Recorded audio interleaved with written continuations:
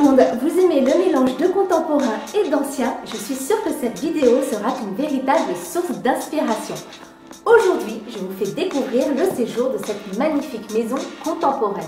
Et restez jusqu'au bout puisque vous allez découvrir mes 3 conseils déco pour créer une ambiance chaleureuse et contemporaine.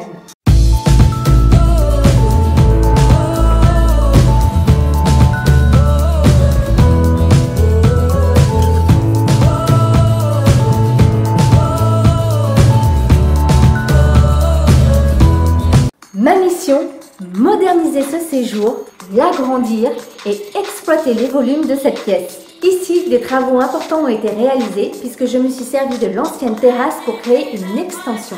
Et dans cette extension se trouve l'emplacement de la salle à manger.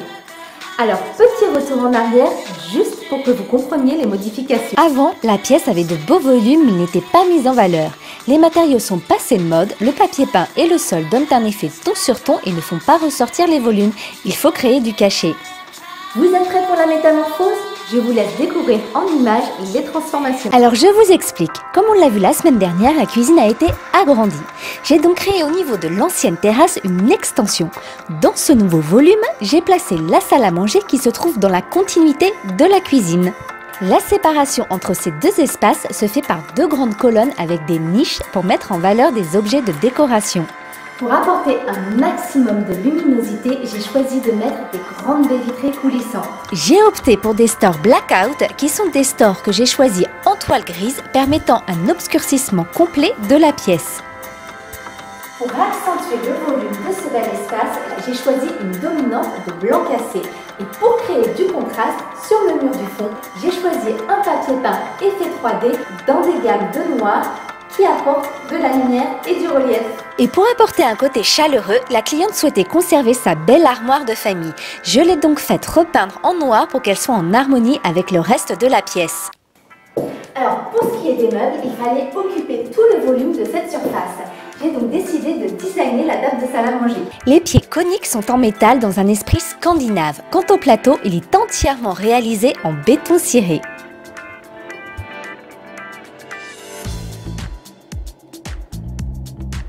Petit conseil déco lorsque l'on a la chance d'avoir des grands volumes. Privilégiez plutôt les meubles et les accessoires au format XXL.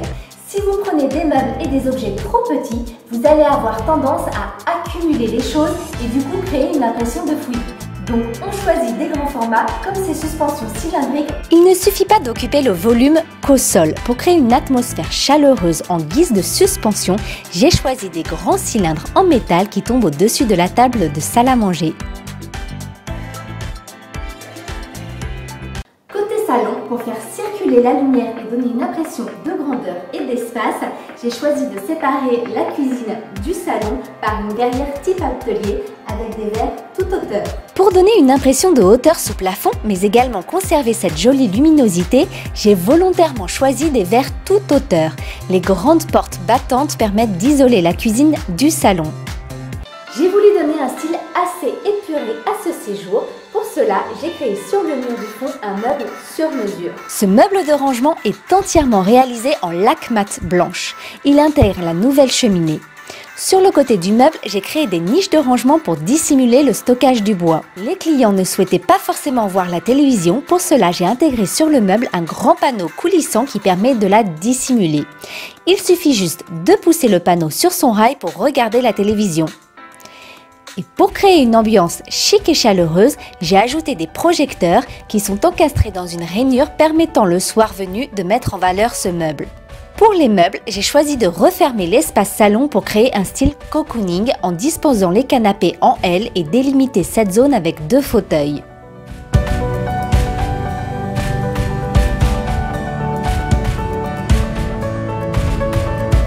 Si vous aussi vous souhaitez créer une ambiance chaleureuse et contemporaine, voici mes 3 conseils déco. Premièrement, on mélange les matériaux. Par exemple, vous associez du bois avec du béton ou du métal. Deuxièmement, on crée du contraste avec les couleurs. On évite le ton sur ton, sinon vous risquez de donner une ambiance très lourde. Troisièmement, on ajoute des accessoires déco comme des rideaux, des coussins et des tapis.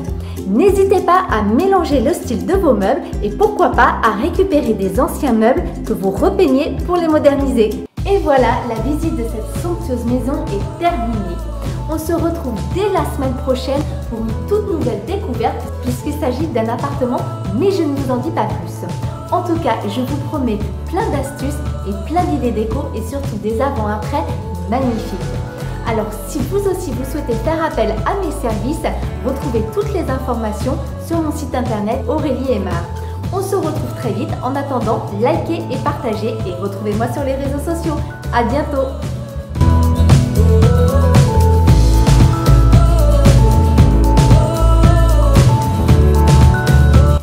Ici, des travaux importants.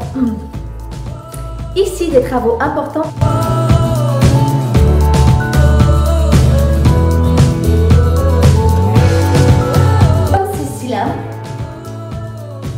Donc on choisit des grands formats.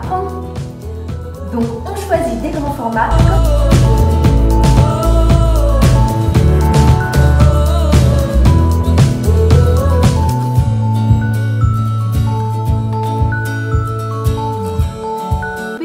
Aucune.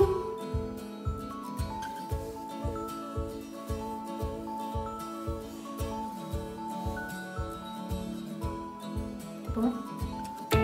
Et voilà.